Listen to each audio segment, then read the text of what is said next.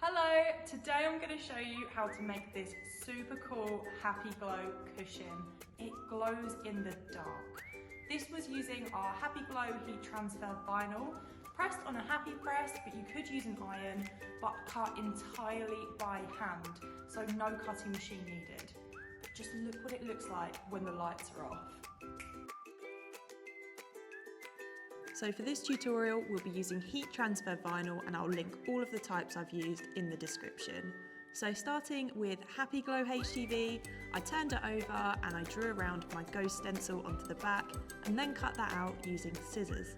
I then tried to cut out the eye holes and it wasn't very successful. I couldn't get them even, so I decided I'll just use some black HTV later, layer it on top for the eyes. I then used some HappyGlitter HTV, I removed the carrier sheet from the top and hole punched some cute little hearts to decorate the rest of my cushion. Then I got back to the scissors, I cut out the word BOOOO, which I think looks super cute, and those all important eyes for the ghost, just like this.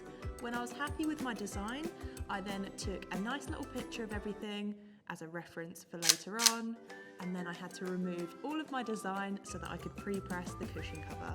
So if you're using an iron for this part, this simply means to give it a quick iron with no steam to remove any creases or moisture in the fabric. If you're using a heat press like me in this video, just pop it under the press for a few seconds. This is our HappyPress 4 in size A3 auto open. So then I popped the first layer of my design back onto the cushion cover using the reference photo, covered with release paper, put it under the press at 150 degrees for 10 seconds.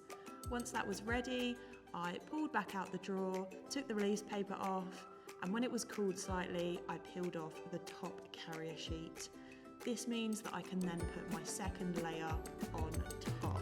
Here's me peeling off the ghost and the rest of my HappyFlex letters. So then, as I said, I popped my second layer back on so that I've got all of that nice second layer detail.